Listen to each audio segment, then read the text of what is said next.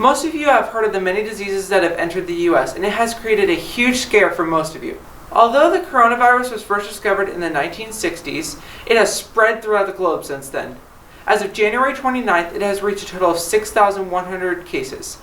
As of February 4th, just a few days later, it has blown up to 20,000 cases.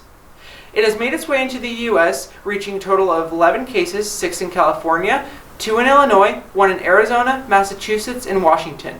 Here now is Dr. Tanya Knoll to explain what the coronavirus is and how to prevent it from reaching you.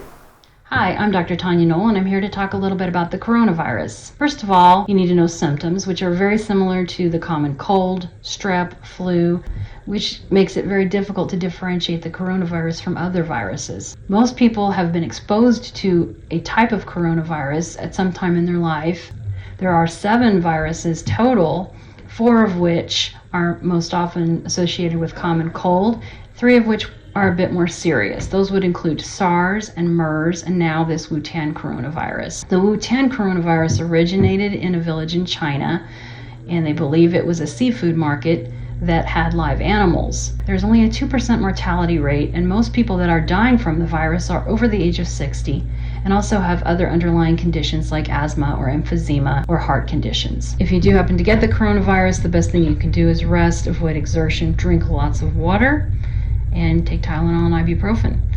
The virus itself is not what's typically killing people. It's the other infections they can develop because it does lower their immunity, making their chances of catching pneumonia or other diseases more common. So when they go to the hospital that already has ill people, they're exposed to them with a lowered immune system, which makes them more susceptible to the virus. If you do have symptoms of the virus, the first thing you need to do is contact your doctor.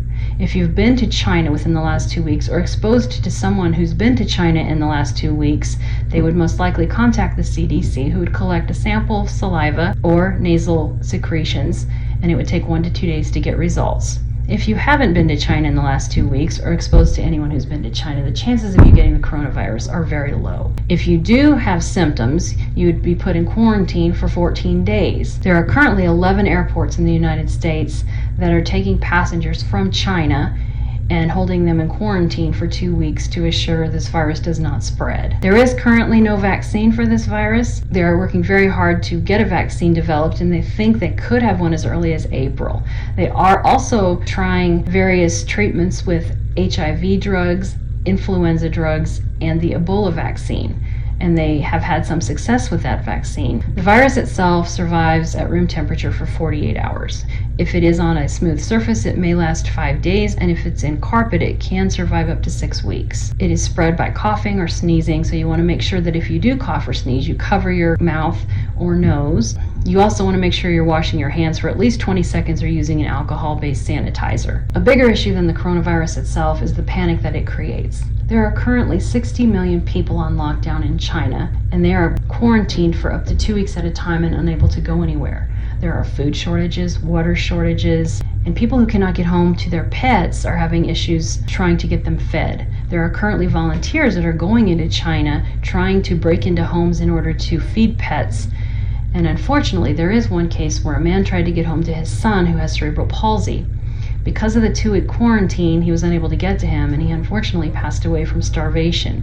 They're also having a shortage of masks in China. Because of this, the government is now enforcing penalties on people who hoard masks, and if they are caught, they can serve up to 2 years in prison and a $42,000 fine.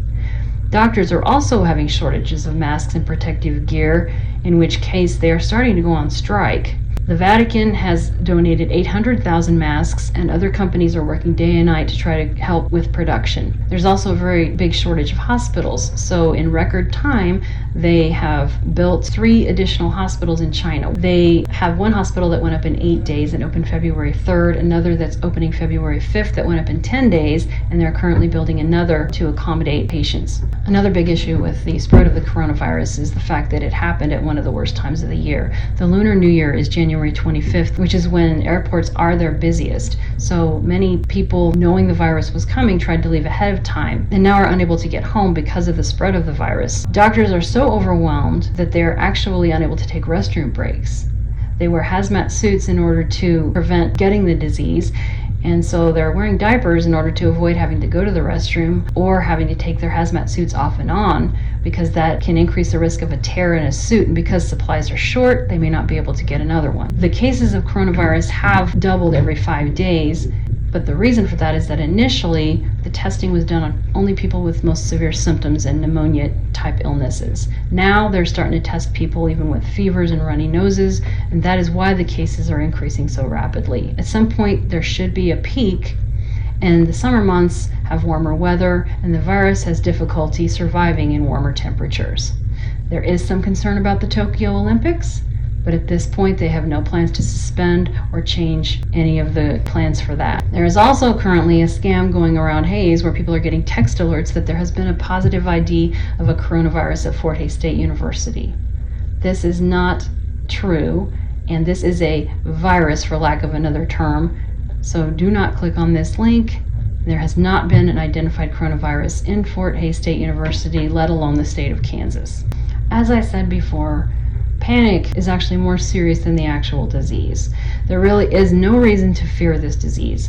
If you have not been to China in the last 2 weeks or exposed to anyone who has been to China in the last 2 weeks that is symptomatic, you really have no reason to worry. Even if you do contract the virus, if you are healthy, you should not have any concerns about recovering from this. Most people do recover, and as I said before, there's only a 2% mortality rate. You're going to have symptoms of a cough, cold, runny nose for about 2 to 3 days, and then you should be fine. The World Health Organization has declared this an emergency, but there really is no reason to panic, as I stated. We are in the midst of influenza season, and that would be more concerning to me than the coronavirus. There are still many unknowns. We're not certain when it's going to peak, who it's going to infect, or how many deaths are ultimately going to occur due to this virus.